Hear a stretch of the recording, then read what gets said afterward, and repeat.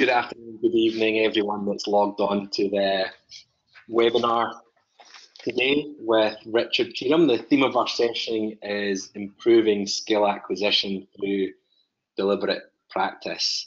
For everyone that's on the webinars hosted by Rugby Canada, as we continue to deliver our NCCP programme with the support of the Coaching Association of Canada. Before I pass us across to Richard, just want to make us aware of some of the functions that we will be using throughout the webinar. You will notice that you have a control panel and there are handouts that are able to be downloaded from that control panel. We will also email out the handouts post-webinar, so you will be able to get the content that Richard will be presenting. Also throughout the webinar, there is a questions box in your control panel. Please feel free throughout the webinar to ask questions, and there will be points throughout the webinar in which Richard will welcome those questions. But please type the questions throughout the webinar and we will pass them across to Richard to answer during and after the webinar.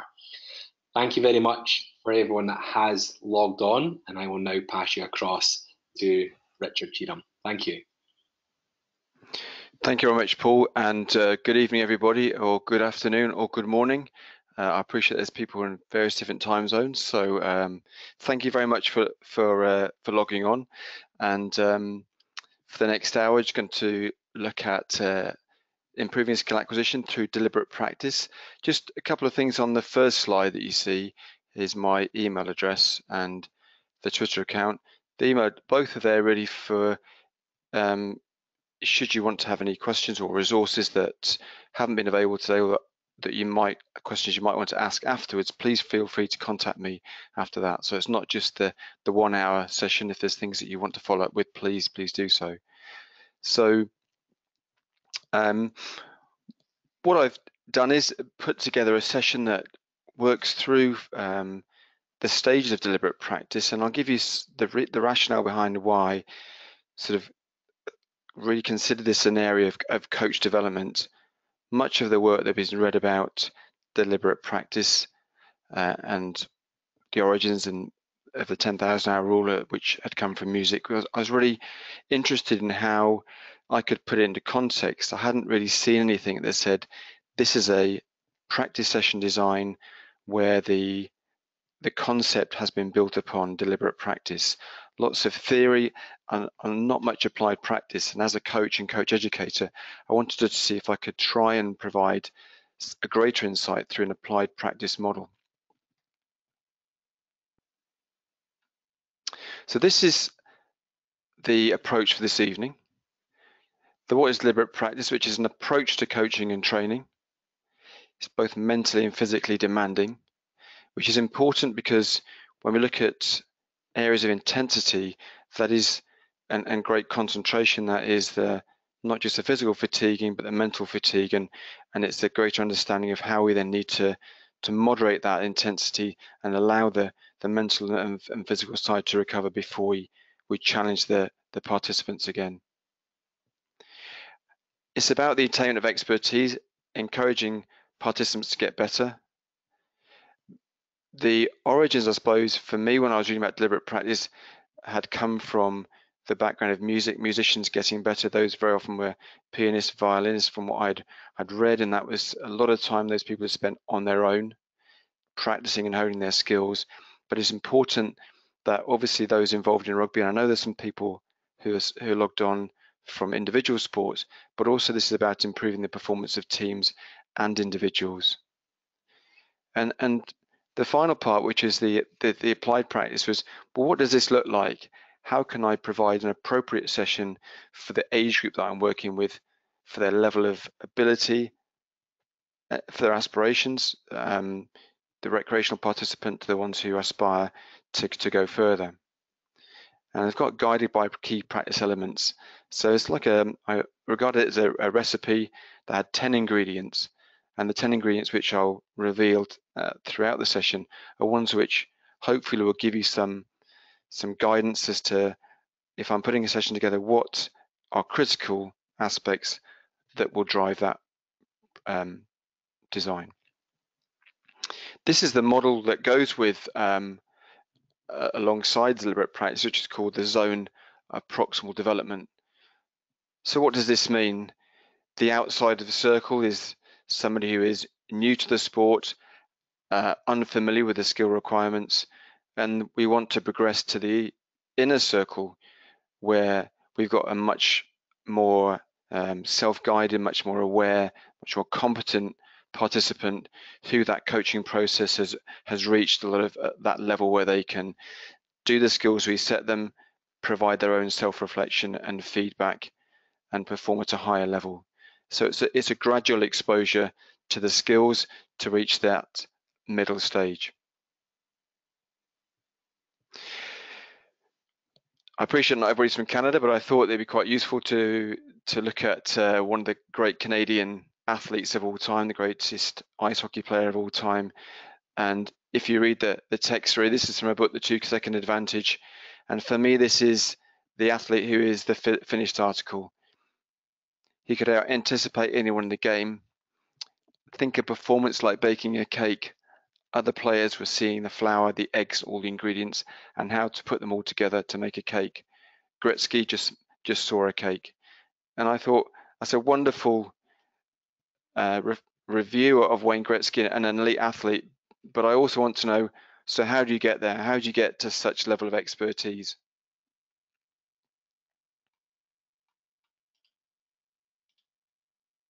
So deliberate practice, we divided it into the stages of which start from an age grade, really, which you'll see later on in the athletic skills model, starting off with the early years to developmental stage. So very much in the early stages of a child's development in sport. Deliberate practice comes later, but what starts off is this deliberate play, heavily emphasizing the play element, and transition as they get older and more competent towards a much more focused deliberate practice influence. So deliberate play, child-led. From the outside, it would look unstructured, but from the children who are playing it, it has that structure, it has those rules that they'll have devised upon themselves. You look at them, they're highly engaged. These are the kind of things that you often require as street basketball, self-organized, self-led.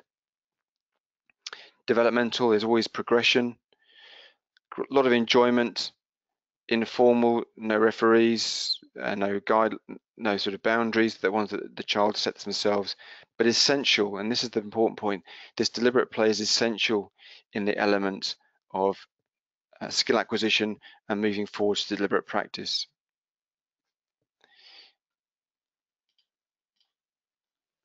So there's two horses in this presentation, which might kind of quite strange, but I was quite interested listening to I was actually watching a football match on television, 25,000 spectators leaving the ground, and I think there's about 8 police horses on duty.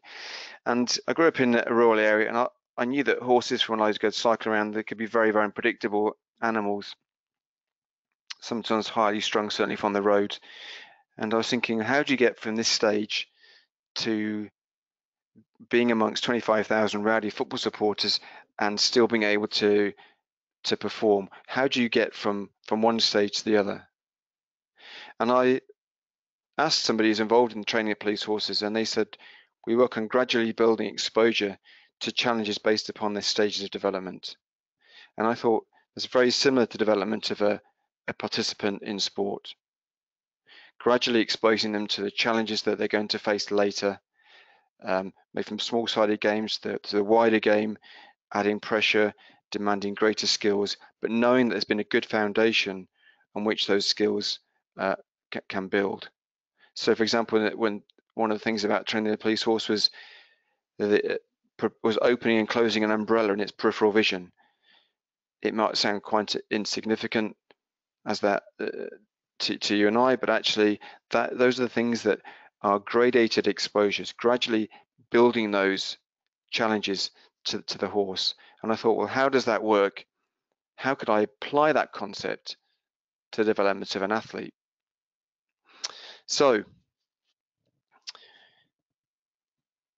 it always makes people wonder when I use the word love in a presentation when it comes to coaching.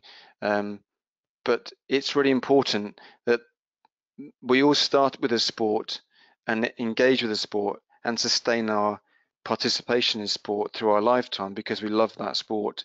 There has to be an element of enjoyment and engagement. I think we're misguided if we think we do things because we feel we should do them rather than do them because there is a deep love. And we are generally involved in the sports we do because there's been a love which has been nurtured at an early age. Sorry. So have a look at this video. This for me is the starting point. Deliberate practice obviously requires intensity and commitment, but you've got to love what you do in order to practice, train, compete, and in some ways sacrifice things that other people would be doing. So look at the video and also listen to it. Sorry, apologies for this. This is my new to webinar skills.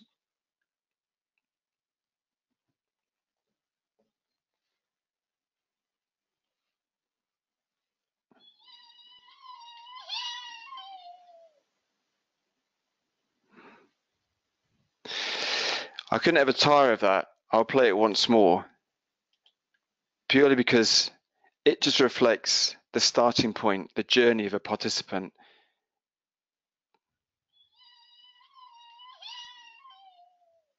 Do the sessions we provide at the early stages of engagement in sport and early stages of skill acquisition, do they provide that level of enjoyment? And if you just close your eyes and listen to the noise of the child, you think that really spells for me engagement and enjoyment, and then we can build upon that. Because this could come later, but it has to start at the first slide that you saw with the video, because this is the other end of it. This is the intense application, commitment, intensity, pressure, but it has to have come from somewhere. And that's why it's important that we don't accelerate the learning from the play to the serious training too quickly. It's a progressive program. So what is deliberate play and how does it influence our coaching? Many of you coaches out there may be working with children between the ages of 6 and 12, those early sampling years. And deliberate play is an important developmental phase for a child, for a young learner, crucial developing fundamental skills and ultimately for achieving expertise specifically in sport. So deliberate play isn't play for play's sake. It does actually, from the outside, when you're looking, has structure, has transferable skills.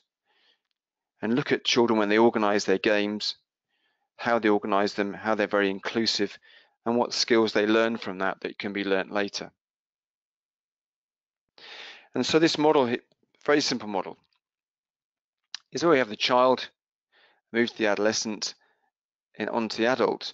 We gradually remove the emphasis on play, deliberate play, and move towards the deliberate practice.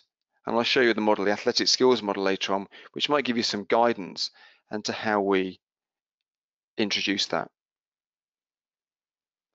So this is the athletic skills model, and the reference of where it came from is in the reading list at the end.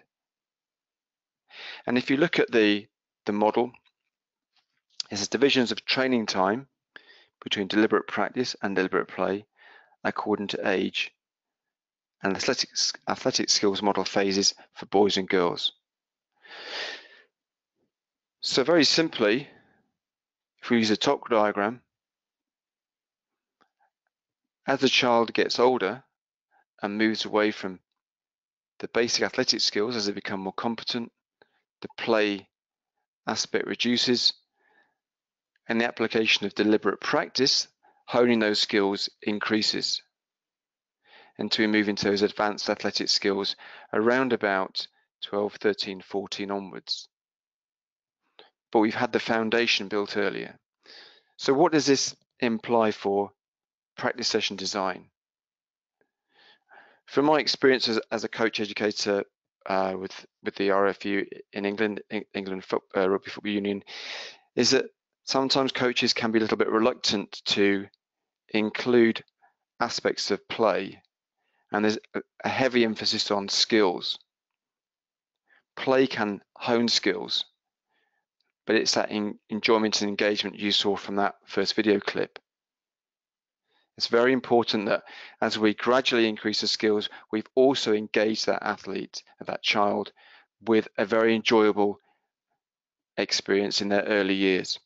And as you can see, as you move on from 14, 15, 16 onwards into the adult, then the emphasis on the performance skills and the aspirational to elite takes over, and the deliberate play, still present, is reduced. So I'll give you an example. The art of negotiation. What does this mean? Well, we ask a lot of our players and participants to become involved in skills, to train in aspects of the game, but do we get the balance right? So here's an example. I went to London Irish Under-16s session back in January. I did a session with the players and some coaches who were watching the outside about the use of play. And it was a freezing cold night, and these guys were aspiring to become professional players. So we did a skill session, and I kind of thought that I needed to ensure there was some balance, that if I was going to get what I wanted as the coach in terms of a focused skill session, I needed to not negotiate with the players, but ensure that there was this on-off, whereas there's on intensity and off where they could recover and have some time to do an activity they wanted to before we came back into the skills. I said to them, if you could do anything in training, what would it be? And all of them said American football. And so I said, okay, off you go, just play. We'll come back to skills, have your play. Let's get that balance right between training intensity and the need to play. And I watched from a distance, sort of 5-10 minutes. And in that time, they sorted themselves out. There was no referee. Everyone was included. The transferable skills, the principles of play, the support, the go forward, the passing, the continuity, they were all evident in that game. And that made me realize about this importance of not progressing straight to deliberate practice without the balance of the on-off switch, on intensity and off to recover and do something that restores that balance.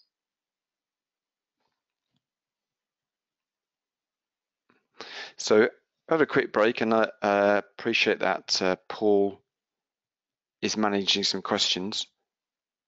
So if there's anything you want to ask at the time being, please send that into the chat box, and that will come to me, and I'll have some questions that will be forwarded on to me. Yeah, Richard, so we have a couple of questions that I'll just throw at you just now. So sure. How does the model of deliberate play to deliberate practice ratio change if athletes are entering a sport at an older age? Okay, so if I just go back to that, that's an interesting question, because this is this model here is looking very much at a player moving into an elite level. So I think it's important we look at deliberate practice with a measure of aspiration. Where do you want to be? And if we're coaching people who are entering the sport later, we need to know what their aspirations are. It doesn't mean that if I'm beyond sort of 20, 22, 24 and coming into the sport new, that I certainly don't lack aspirations to be the best I can be. But it's important that if you're, let's just say, looking at a couple of things, someone is new to rugby or new to a sport. Triathlon was quite an interesting one, sort of people in their mid to 20s who'd had experience in single sports. They'd been a runner, a cyclist or a swimmer, came to triathlon in their mid-20s when the first sports first started growing, merely as a change and wanted just to do something different. the important thing about somebody coming back into age is asking that person, what is it you want to achieve? Do you want to be the, within the rugby club and just playing recreationally, or do you have aspirations for higher? And that's the question you need to ask them before you gauge your training according to that, to their sort of aspirations, really. So I've got a couple more. I'll put two more out there. Yep. How important is deliberate play at an older age, and how are you able for it to still have it remain productive in skill acquisition? Okay, that's a really good question. I'm going to show you a video in a second, which has that aspect from a coaching workshop I did, and you'll just see a short video. One of the things I think is important is that as we grow up, we lose the ability to play. We lose an understanding of the importance of play. Children are play experts. Adults are far removed from that. But it's play that engages us. It's play is a more sustaining aspect of activity and sport than people realize, because we simply can't keep the intensity and the application without some form of different activity where there is less intensity and more chance to be free, if you like. So deliberate play is important. And very often when adults revisit play, this is some of the research I've been doing, certainly among coaches, when they revisit play, they realize the value of it. And if you're a coach, how can you be a great children's coach? Well, I think you need to be good at understanding play, be good at play, because you'll see the value of it and you'll reconnect with it. I'll show a video in a second, I think, which is coming up. Let's have a look at this one. Hopefully this will answer your question. Coaches at play. So this scene looks very regal with the wall hanging, the pitch hanging on the wall in the background, but this is a room I was given for a coach education workshop. These are two rugby coaches. Just have a look at this, look at their reaction, and hopefully you'll see on the left hand side these 5 aspects evident in this game.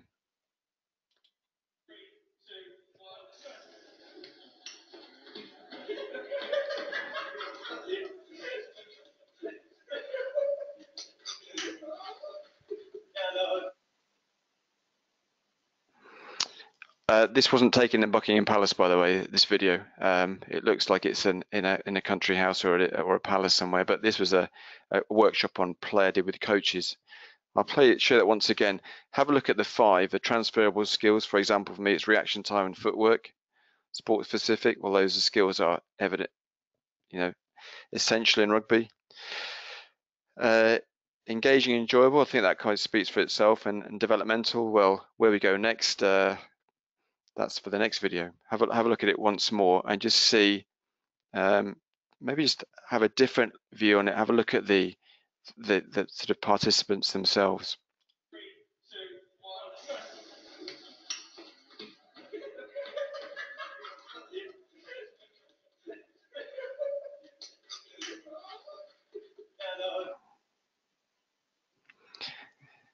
What doesn't matter really is that it doesn't matter they didn't catch the balloons. What matters is the more holistic view of that experience. So hopefully that answers that question around about play. Is that okay, Paul? Are there any other questions that have come through? If I go one more, and then as soon as you answer that, we can go on. I would just continually encourage anyone during the webinar to ask questions. So last one, how does deliberate play into practice change in sports where elite athletes are younger, such as gymnastics? At what age do you think it would tip? Yeah, I think that's a very good question here. So one could look at this model here and think this is maybe for certain sports, team sports.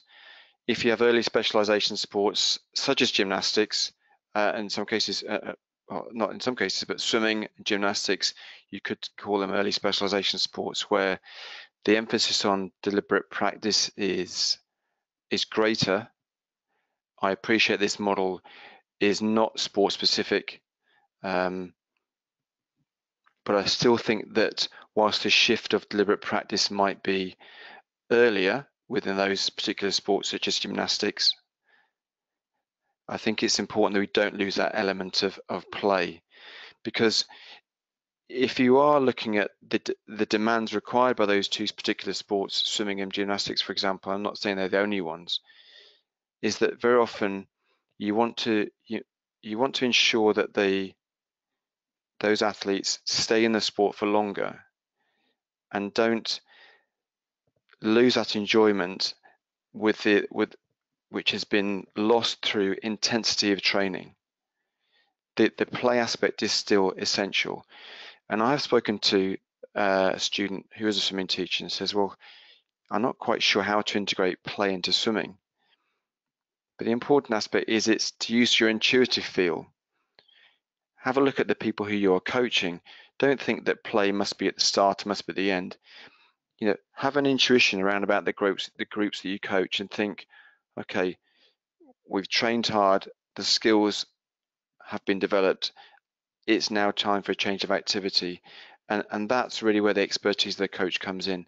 Looking at the group, understanding the task they've just undertaken, either throughout the season, throughout the week, throughout the session, and ensuring that balance is restored.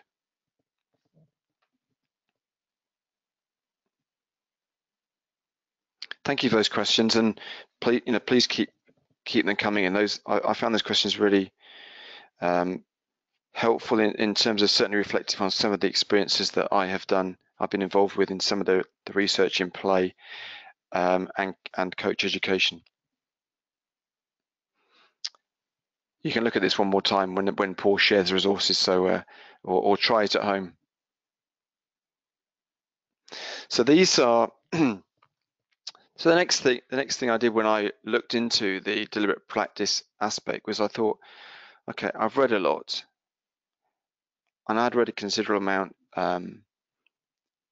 in terms of this general view of deliberate practice, and I thought, what can I extract? How could I, in some way, summarize what I've read into 10 ingredients in deliberate practice?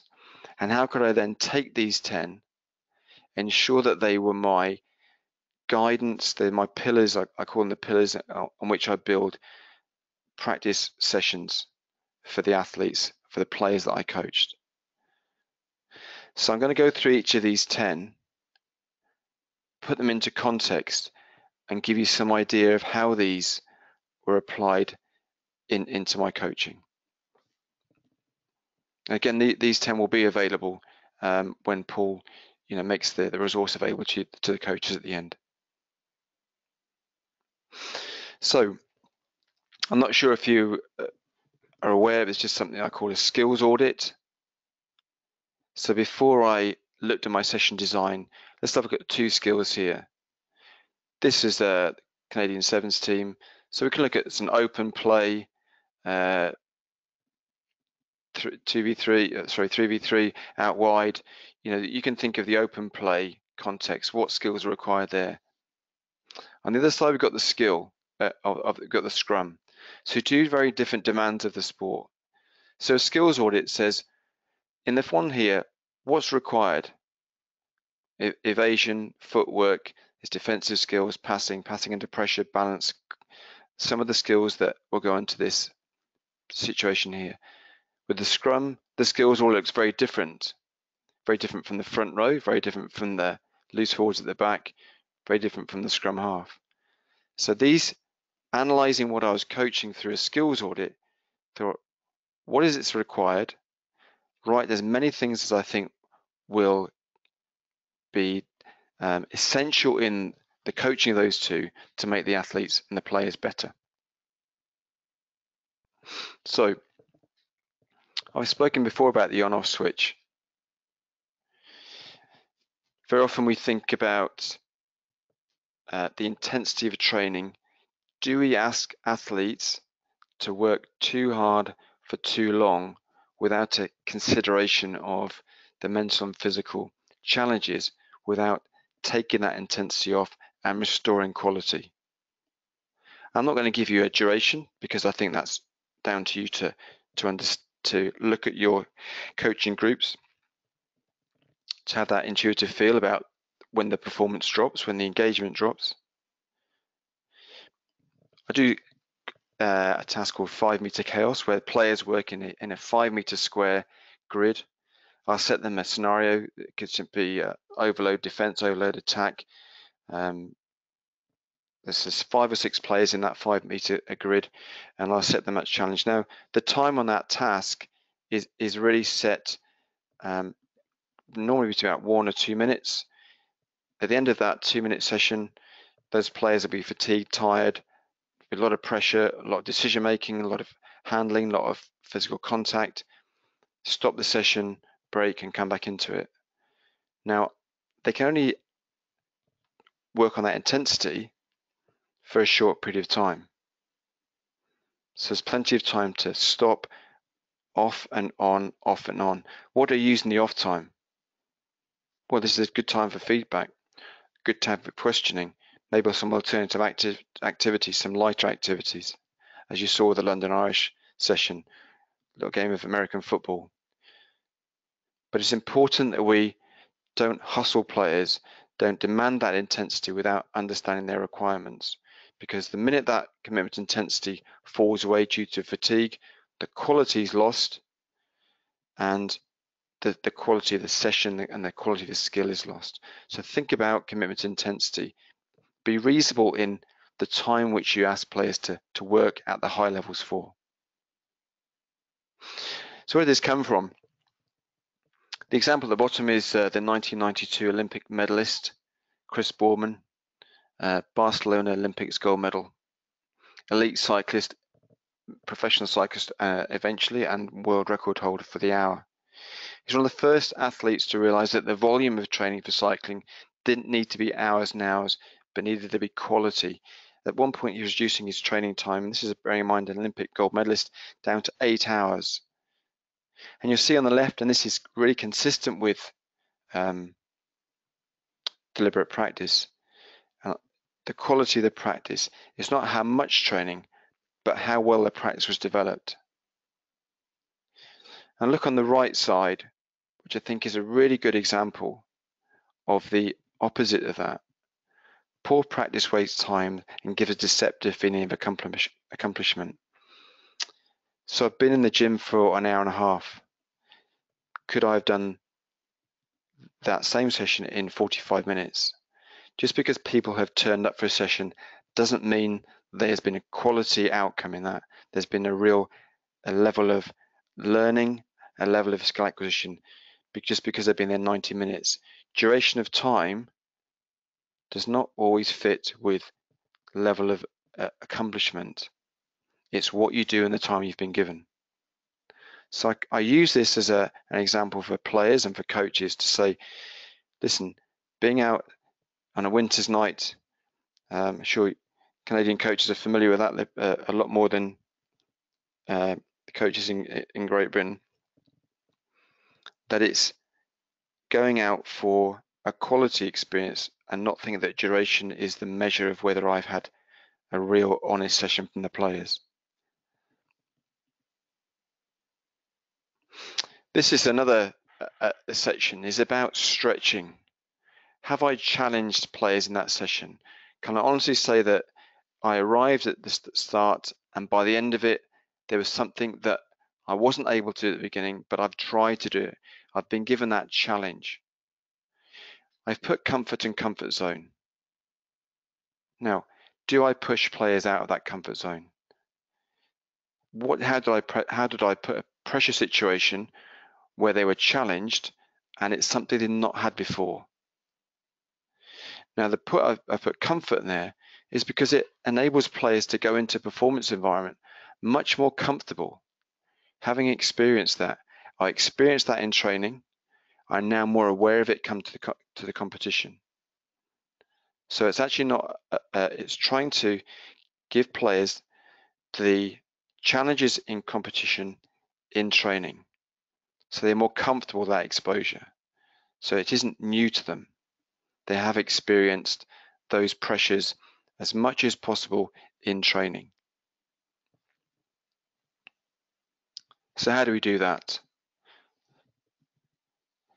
So it's very difficult to set a task from so far apart without the feedback from you guys. But I'm going to give you an example here. So I appreciate we've got not entirely rugby audience, but the model that follows this slide is something you can maybe apply across a number of sports. Let's just have a look at a 5v5 small-sided game in a 10-meter grid. And that forms part of our training. So it's decision rich. Everyone's involved. It's 5v5. There's more likelihood of you being involved in a larger game in training. But I want to add pressure. I want to stretch those players. So how could I do that? So some of you may have been aware of what's called the STEP model, which is space, time, equipment, and people. And I've put up here a four stages of changing practice, which can stretch the participants. So 5v5, okay. I'm going to change the space. I'm going to give you more space. So sevens players play on a full 15-a-side pitch. So why not stretch 15-a-side players by giving them 5v5 in a 20-by-20 grid? Challenge them aerobically, challenge them anaerobically, challenge them physically. Restrict space. We actually go the opposite. You put a space down that is maybe 3v3, sorry, 3 meters by 3 meters. A lot more pressure in terms of performing those skills in proximity to the defenders as well as to your teammates. Time. Limit time individually or collectively. Well, how would that work? Okay, so if you're playing a small-sided game, allow an attacking team only a certain amount of time with the ball. Set a time task that says, okay, you need to achieve this in the next minute, the next 30 seconds, as though the clock is running down in a match. So creating a situation that they would be familiar with on a Saturday. So put them out of that comfort zone. Time is important, you know, in terms of a player is only allowed to have the ball for a certain period of time, a team is only allowed to have the ball for a certain period of time. It's up to you, but think about manipulating that environment in terms of time. Look at the bottom where it's got task.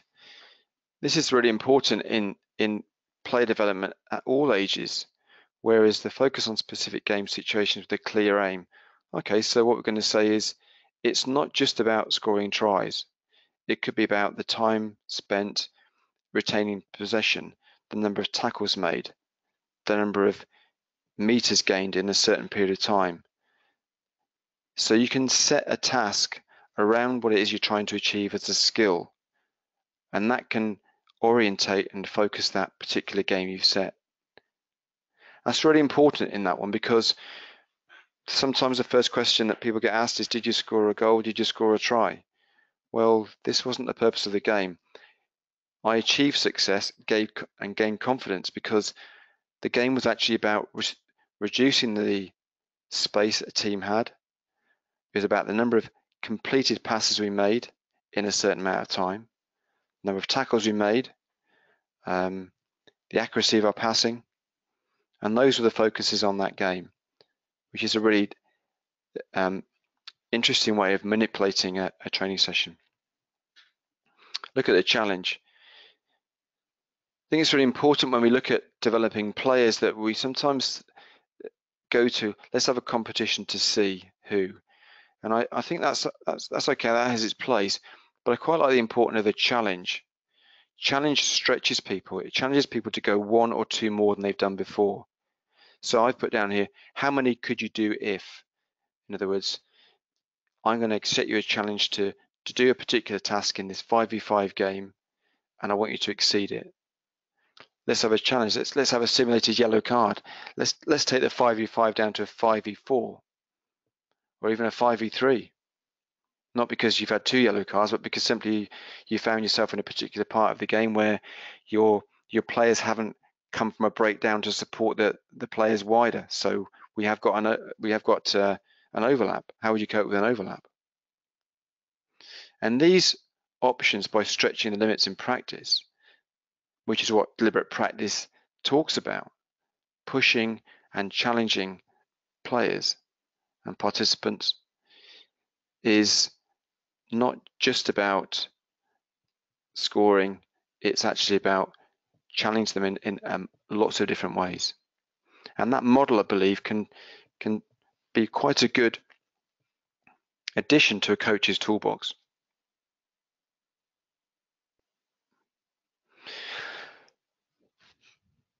So, persistence and eagerness. And I've put this up here because I think what's important is that we set the right task. If it's the right task, the person who is being given that task will persist until it's done, and that you've created that eagerness. The challenge I've got for you is this, and people become committed to something they're engaged in. It's the right thing to do. It's the right for them. It's appropriate for them. Now, I could ask you to solve the riddle.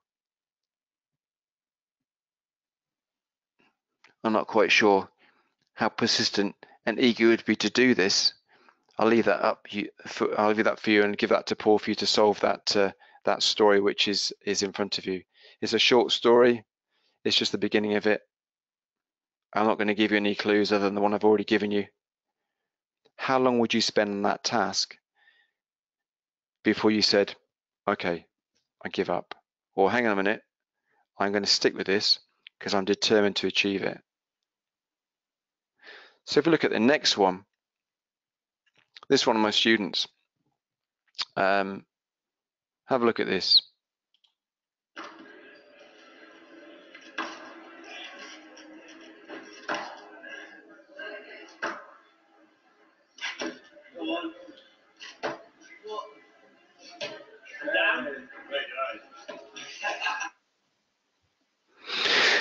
Now, I can barely reach the first rung of the ladder. We went indoor climbing, and Jacob's background is swimming. He's a butterfly swimmer. And he saw this, and one of his friends said, I bet you can't do that. And he did it straight away. There was no second or third attempt. He did it straight away. But what was right, and when you look at the video, was that this is a really demanding physical task. But for Jacob, it was the right task. It was the one that his eyes lit up and thought, I'm going to persist. And you look at the top rungs of that ladder, the fatigue that is beginning to build, but he doesn't give up. He's eager to go to the top. So look at it once more.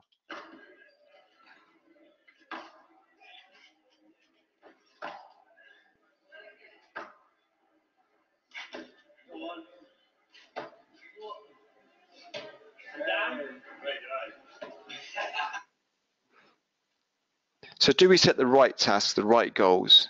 We want people to succeed, but are they the right ones? Are they appropriate? I can never do that, or that's too easy, or that's just a little bit beyond what I could achieve, but I'm determined to do it. So do we think about that when we set challenges for players? Is it the right task? Is it got that excitement that maybe this one doesn't, but this one does? And if it's the right one, I'm going to persist. I've got an eagerness to do this. Something called situation probability. What's the likelihood of this happening in a game? What's the likelihood of this happening in a competition situation, in any sport, not just rugby? So we've got here the defending from 5 meters out. Likely in a game. Do you set scenarios in your training that are likely to happen in matches? Do you give context to your training? This is likely to happen, so we're going to practice it. Again, that goes back to the comfort and comfort zone. I feel comfortable because we've practiced this. One of the teams I coached a few years ago, it was a really bad winter.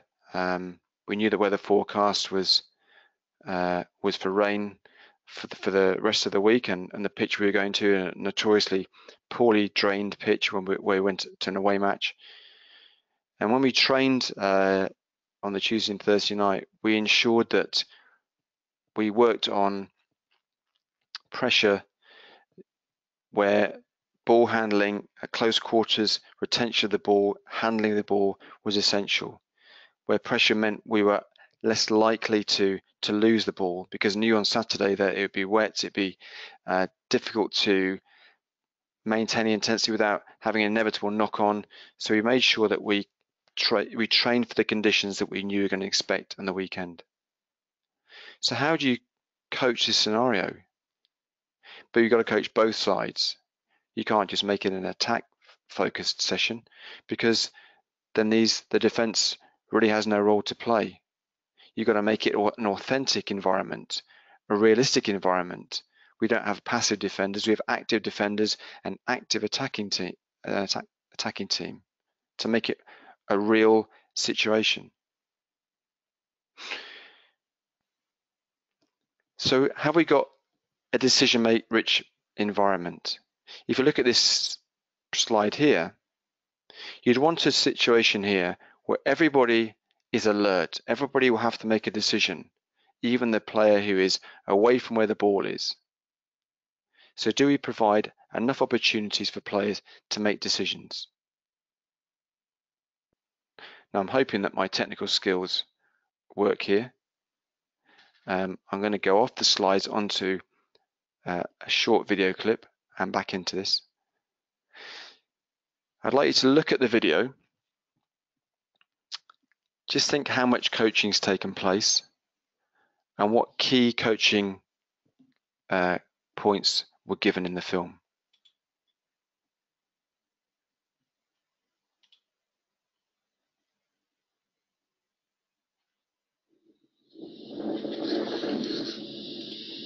Hopefully we can see this.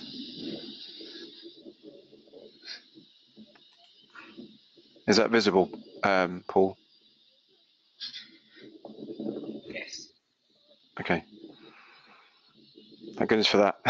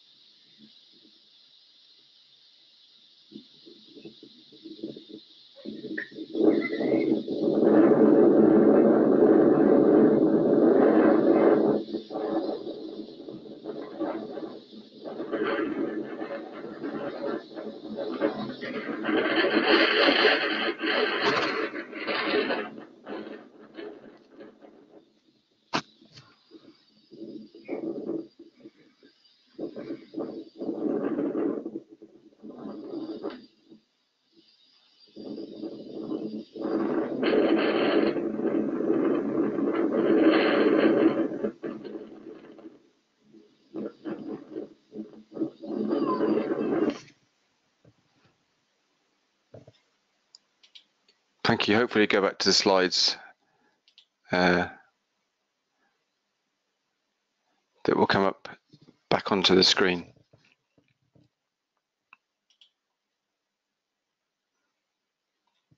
Are we back on, Paul? Yes, you are. Okay. Thank you for your patience, everybody. My deliberate practice needs to extend to my computing skills. So, okay. So I originally did this slide about decision making, and I thought, well, there's lots of decisions hopefully you noticed there's absolutely no coaching taking place.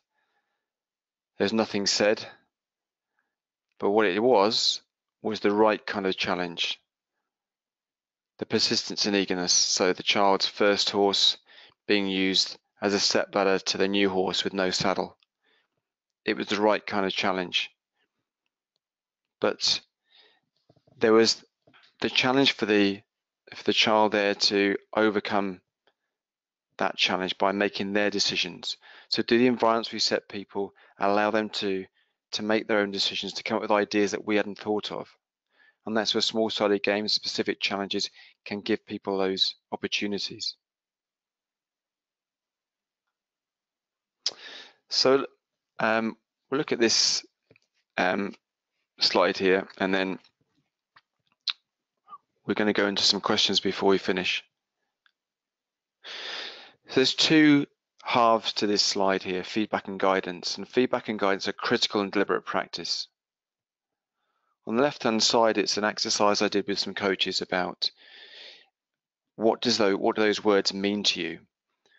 So if never is 0%, always is 100%, what is sometimes and what is often?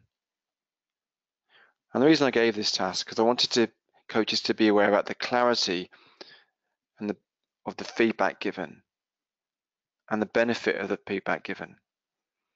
So by saying sometimes, the group of coaches I work with, the range was, well, some people said sometimes meant 20%, other people said it meant 80%. Often for some people it was 50%, others it was as high as 90%, or as low as 30%. There's no real clarity, and the feedback wasn't concise, it wasn't informational, and it didn't help the learner go forwards. On the right hand side, this is the approach which I certainly take with my players and the students who I work with. And so a lot of it is questioning. What were the skills that were required in that task? So let's just say a 5v5 session's finished, we're having a break before we go back into it and modify it afterwards. The question is, what skills were required? And you can say, what did you notice when? And ask them to have a real familiarity with that environment. So they are the ones who discover and the learning that's taken place, discovering the skills that are required, and be able to reflect upon their own performance. And the third one says, in what way would you approach this situation differently? So really, it's allowing the players to reflect upon their performance and become, I call it own the learning. So they own the learning because I answered those questions I understand now. I haven't been told. So questioning is critical in deliberate practice, because we're going to look later on at self-guided and self-regulated. Is the feedback appropriate? Is it informational? On the left-hand side, not much information. Does it tell me the key things that I need to work on? Is it authentic? Is it an honest feedback? It's not just glossing over things. It's being, players want accuracy in their feedback. They want to know if it's good enough or not good enough. And it's in collaboration with the player. So make sure it's a dialogue. It's two people involved. It's not just telling, and it's not just listening. It's a dialogue that has the player and the coach at heart.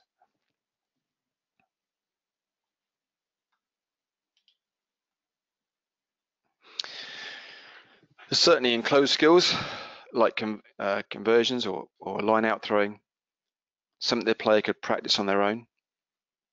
The self-regulation means that they can identify their level of performance.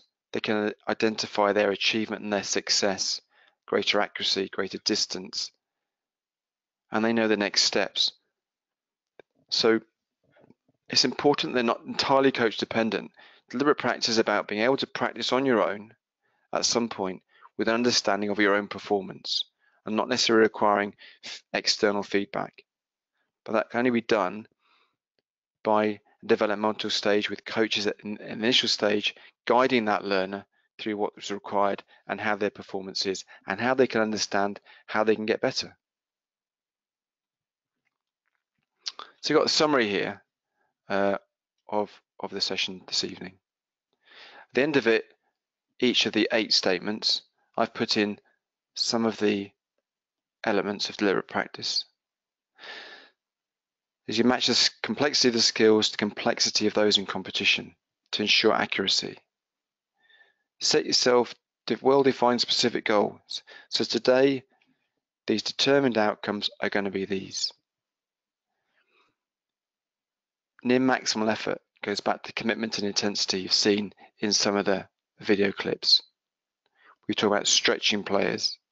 We talk about the right kind of challenges. Does the riddle that you've seen, is that the right kind of challenge? Will that ensure that you persist with it and strive with it, or it's not one I really want to engage with? So challenge players, make sure it's the right challenge. Plenty of problem-solving tasks. I always say in a warm-up with players, when you design a warm-up, just remember what the first thing you do when the referee blows a whistle.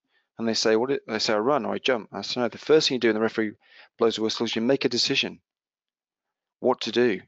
So make a decision and train in the warm-up. Make warm-ups decision-making environments. The last ones, which is, as you've seen, involves guidance from the coach and reflection from the player.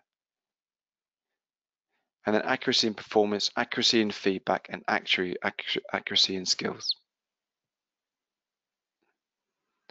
And so finally, this is, so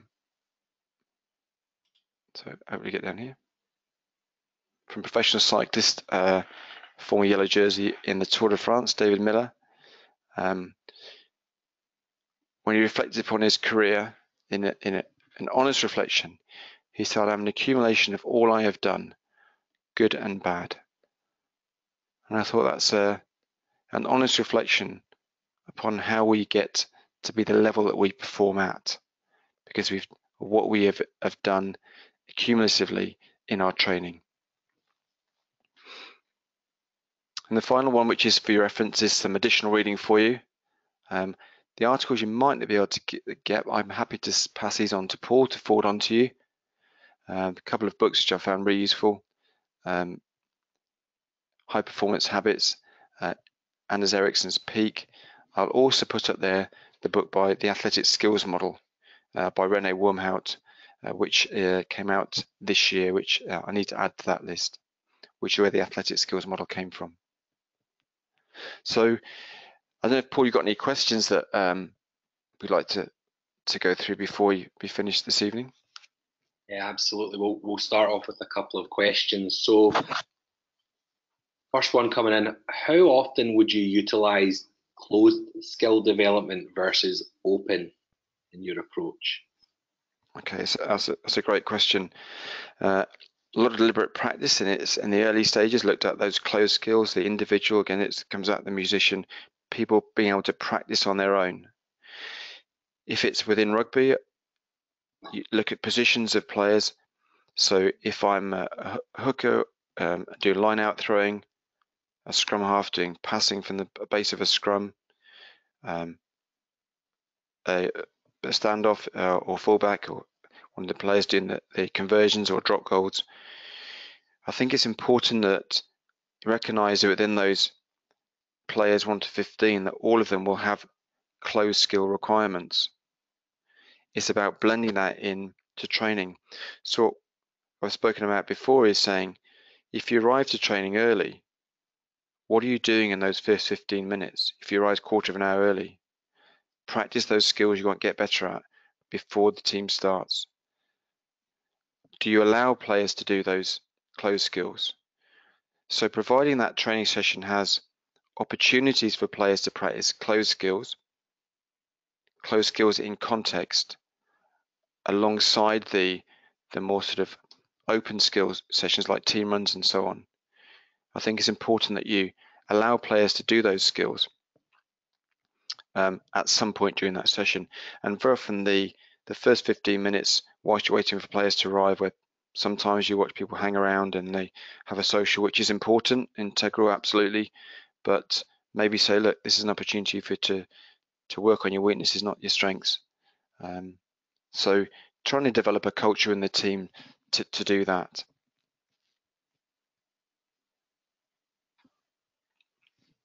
Next question coming in. Richard, could you expand just a little bit on your idea of expertise and performance markers? Okay, so expertise and performance markers. I'll go back down to, let's go back to this model here. So the expertise and performance markers is how do you measure success? What is success in what it is you're coaching? It's very important that you set the individual those success markers. I call it a determined outcome.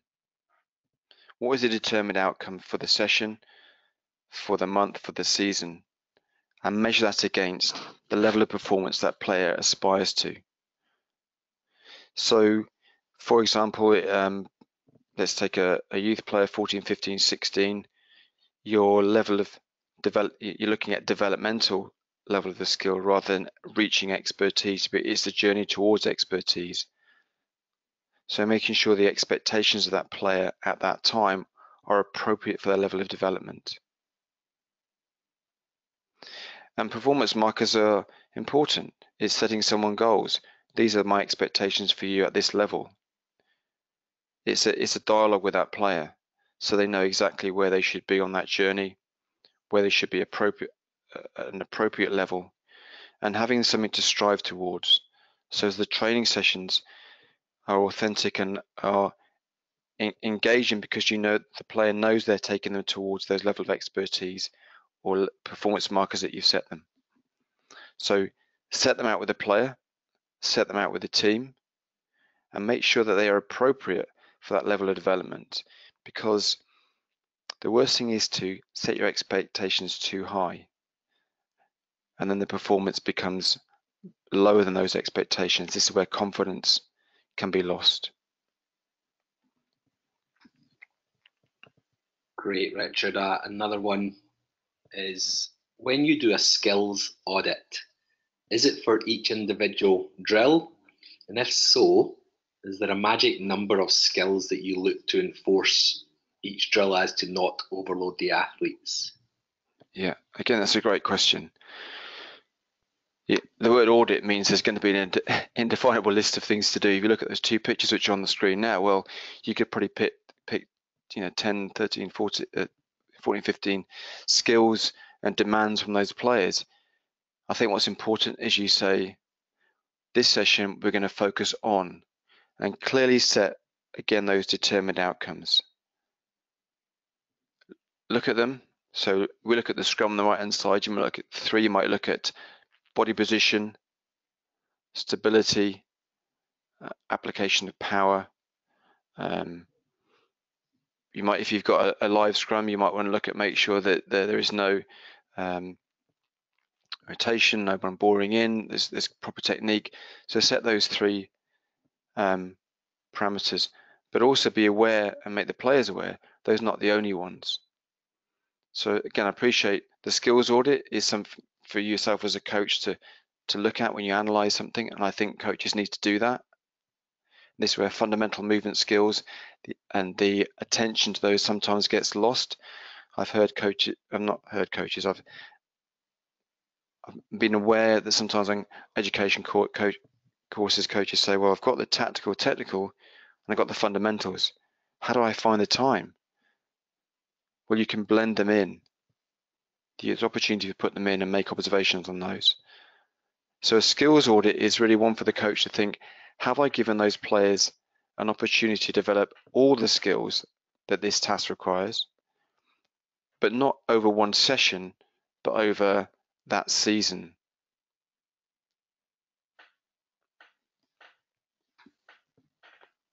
Excellent, Richard. If we can squeeze in 2 more questions and then sure. We'll finish. So, what are some ways of encouraging athletes towards deliberate play without interfering with the process? Can you give some practical examples? Yes. Okay.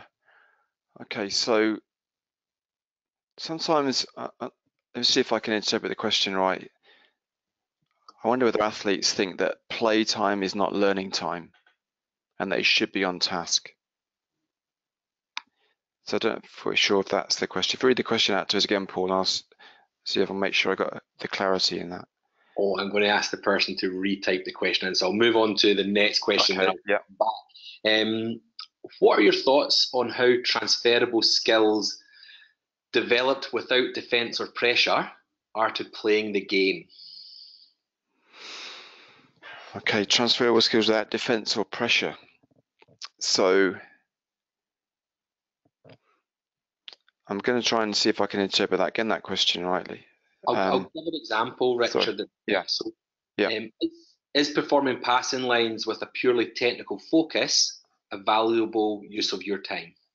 Okay, that's a very good question, and a very common observation looking at coaching, and it is a debate and discussion amongst coaches.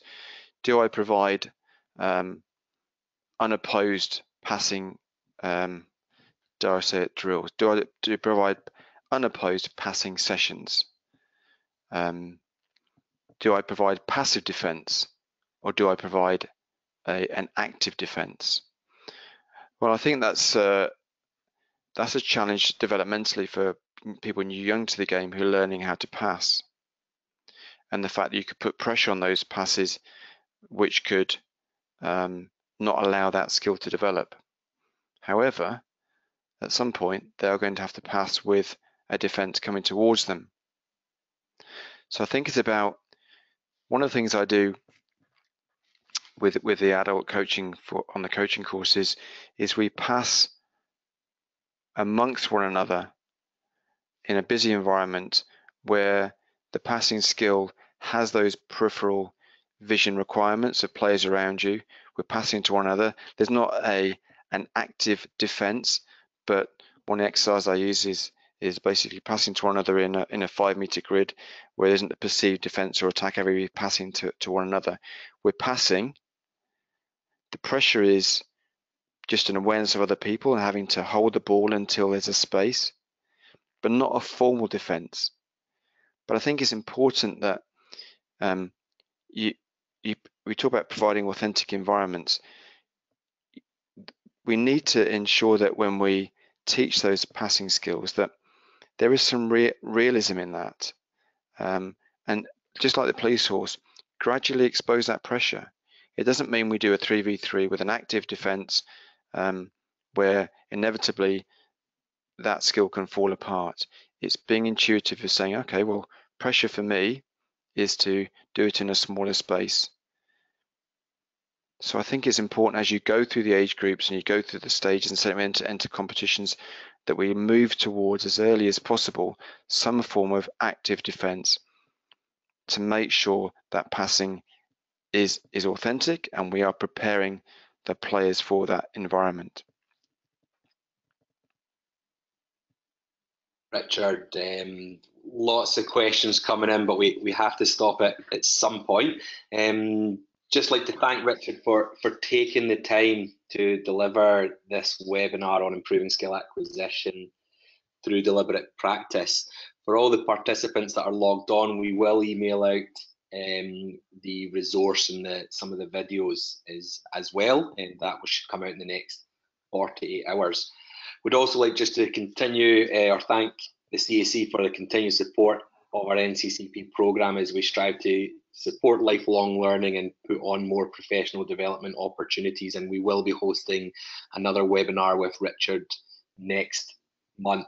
So on behalf of Rugby Canada, thank you, Richard, for this evening, and thank you everyone for logging on. And as Richard has shown us, let's challenge ourselves to own our own learning. So thank you very much, everyone, and thank you, Richard.